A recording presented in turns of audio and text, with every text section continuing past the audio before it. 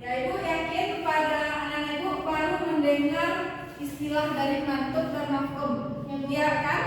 Nah, jadi mantuk dan mafhum itu masuk kepada kajian dari usul fiqh. Kajian dari usul fiqh. Jadi usul fiqh itu berbeda dengan fikih. Kalau fikih menetapkan sesuatu, menetapkan hukum sesuatu, namun kalau usul fiqh itu membahas kenapa hal itu dihukumi haram, kenapa sesuatu dihukumi wajib. Jadi ini masuk kepada usul fiqh.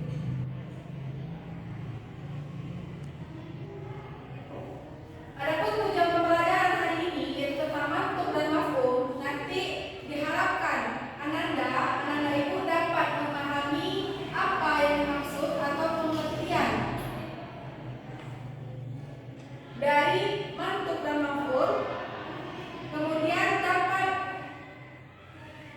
menelaah lafaz yang masuk kepada mantuk dan juga mafhum. Mantuk dan mafhum adalah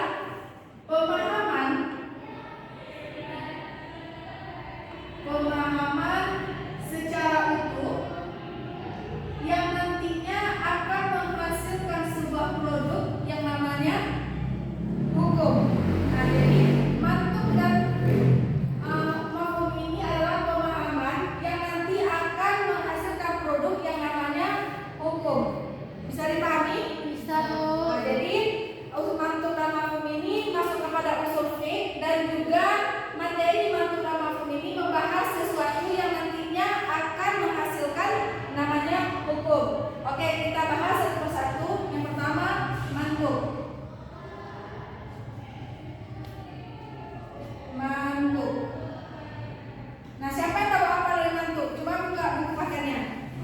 Mantuk artinya ya, Makna tersurat. ya, makna yang tersurat.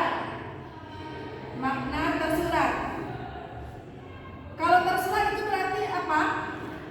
Yang Tulis. yang tertulis, yang terlihat, yang jelas tanpa ada pemahaman selanjutnya.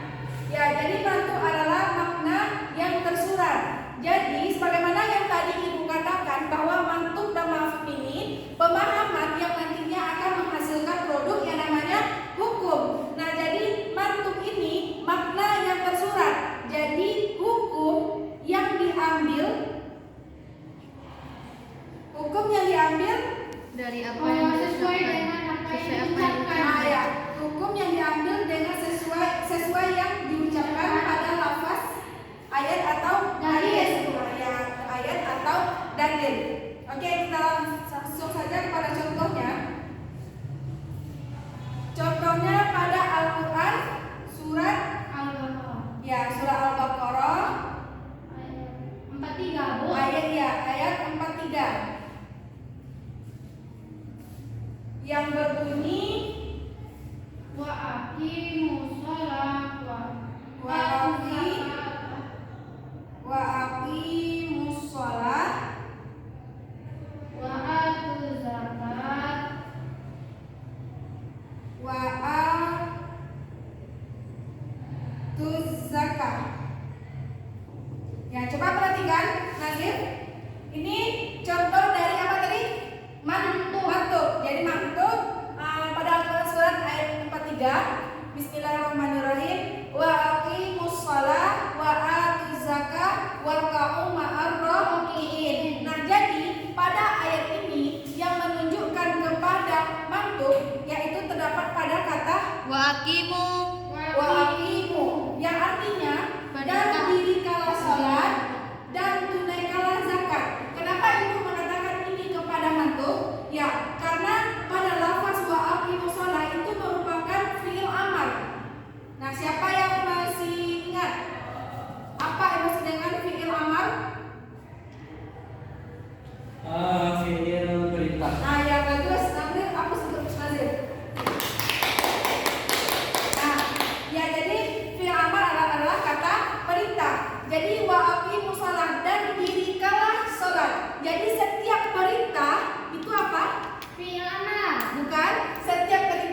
Wajib. Ya bagus Nazir, menunjukkan wajib.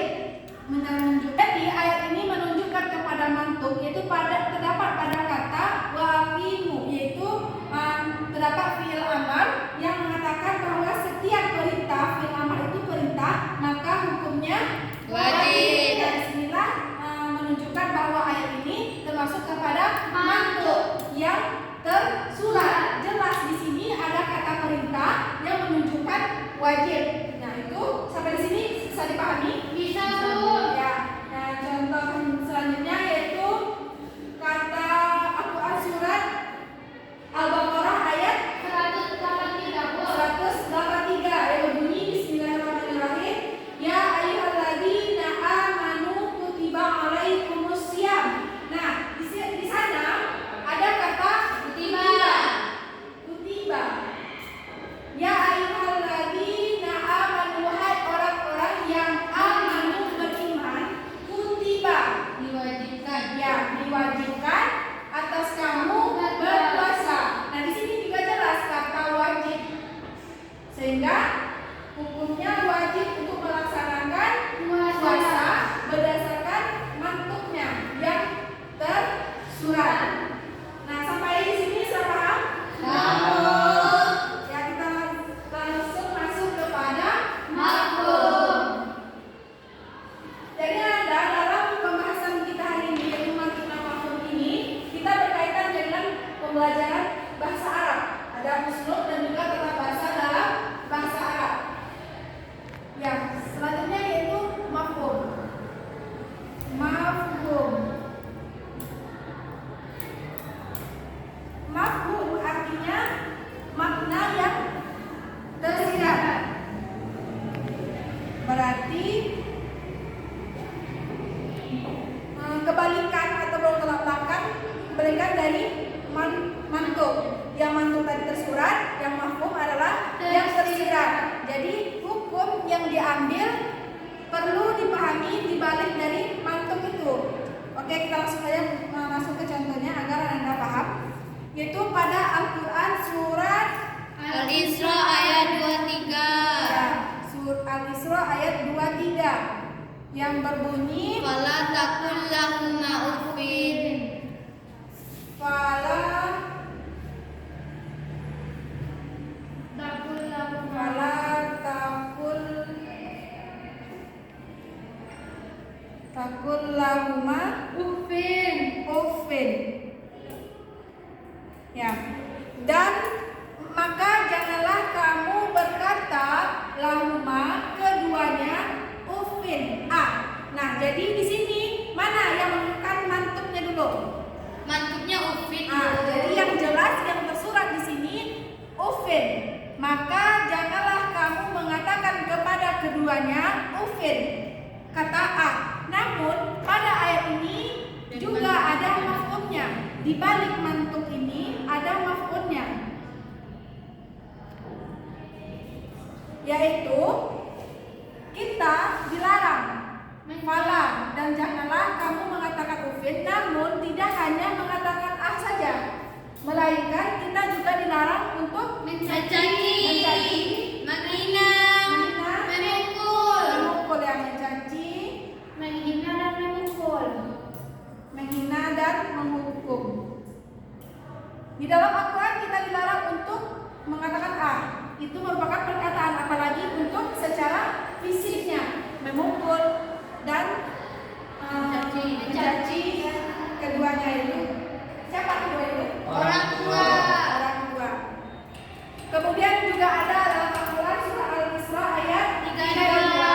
Itu bunyinya wala Taqrabuz zina. dan janganlah kamu mendekati zina. Nah di sini kata zina itu merupakan mantuk yang tersurat. Namun di balik yang mantuk itu ada maf'ulnya, yaitu kita dilarang untuk berpacaran. Jadi zina itu tidak hanya melakukan hubungan yang terlarang, tapi juga mendekati zina, pergaulan bebas dengan lawan jenis dan Berdua-duaan. ya berduaan. Pacaran. Nah, jadi sebelum terjerumus kepada yang namanya zina, kita juga dilarang untuk mendekati yang namanya pacaran dan pergaulan bebas. Nah, sampai di sini sudah bisa dipahami? Bisa, tadi apa? Tersurat. Tersurat, hukum yang tersurat. Sebelumnya tadi apa? Mantunan maf'ul adalah pemahaman secara utuh yang nantinya akan menghasilkan Hukum. yang mantuk itu makna yang tersurat. Kemudian kalau maf'ul Makna tersirat. yang tersirat. Oke? Ada yang mau ditanyakan? Tidak, Bu. Ya, karena waktu kita sudah habis, Ibu tutup pembelajaran kita hari ini. Kalau ada